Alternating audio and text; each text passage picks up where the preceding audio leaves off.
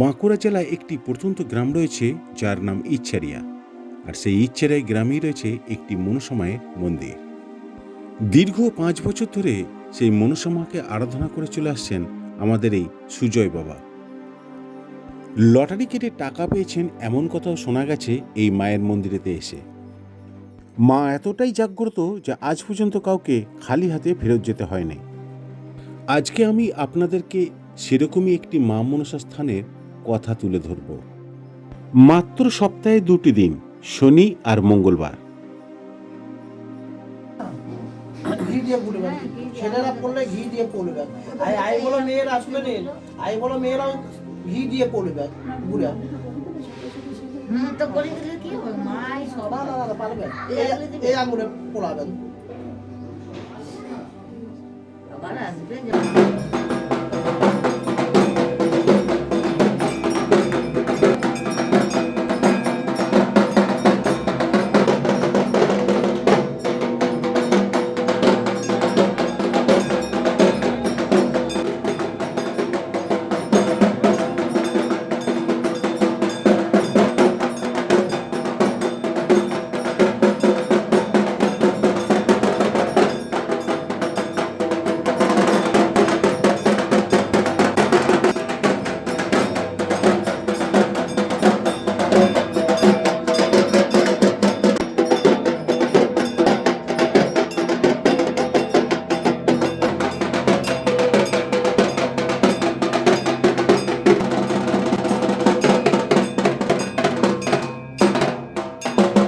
এই হচ্ছে ইচ্ছারিয়া গ্রাম।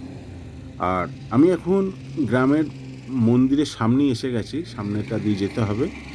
আর এই দিকে যে বাঁ দিকে রয়েছে মা মনসা সেবাশ্রম, এইখানেই কিন্তু অফিসটা। আমি আপনাদেরকে পরে দেখাবো। তো আমি এগিয়ে প্রথমে মন্দিরটা দেখাই, চলুন মন্দিরটা দেখি। আর এই হচ্ছে মন্দির, ভেতর দিকে প্রবেশ করতে হবে, সামনে জুতো খুলে রাখতে হবে, তারপর মায়ের মন্দিরে প্রবেশ করা যায়। মায়ের মন্দিরে এখন কিছু কাজ হচ্ছে, ডেকোরেটের কাজ হচ্ছে, সামনে মায়ের পুজো আছে, তাই এখানে অনেকটা মিস্ত্রি লেগেছে, এখানে কাজ হচ্ছে। আর এইটাই হচ্ছে মায়ের মন্দির প্রাঙ্গণ, তোমরা এখন দেখতে পাচ্ছ। আর বাঁ সাইডে রয়েছে মায়ের মন্দির। এখানে অনেক ভক্তরা বসে থাকেন, এটা আটচালার মতো করা আছে, অসংখ্য ভক্ত একসঙ্গে বসে মায়ের পুজো দেখতে পারবেন। আর এটাই হচ্ছে মন্দির।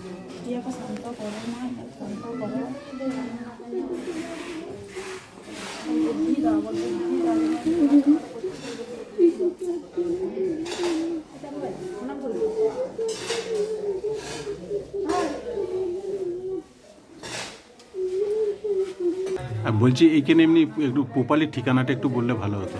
এইটা আপনার সোনামুখী অন্তর্গত বাচার পঞ্চায়েত ইচ্ছারিয়া গ্রাম, বাঁকুড়া জেলা।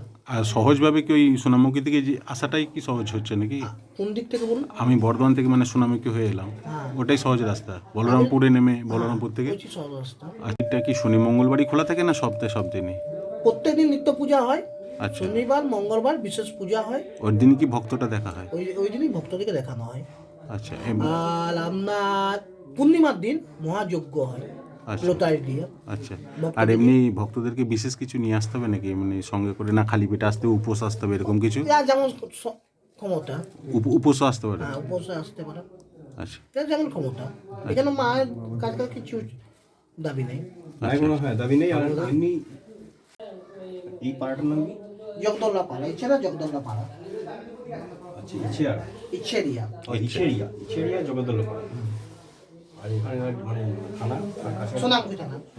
এখন আমাদের একটা ফাঁড়ি হয়েছে, পাঁচাল ফাঁড়ি। আচ্ছা।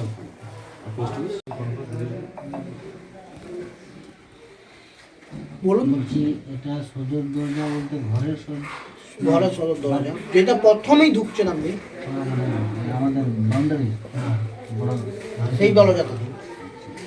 আর এটা ওই সিঁদুরের সাথে একটু দেবো।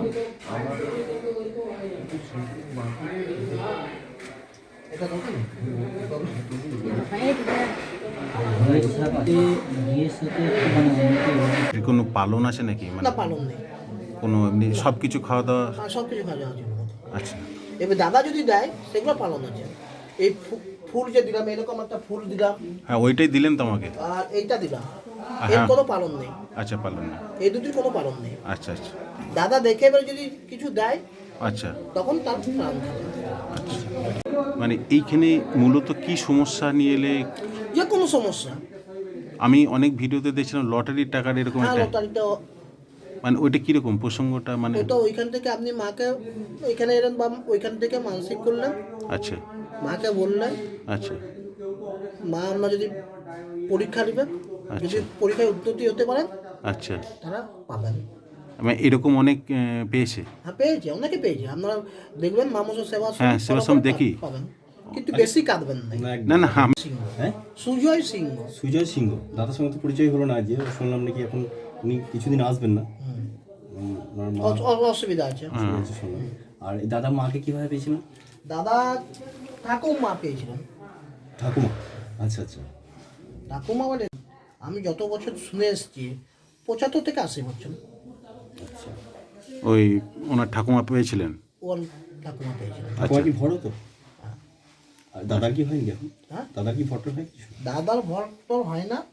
আচ্ছা, এই হচ্ছে মনসা মায়ের সেবাশ্রমের অফিস ঘর।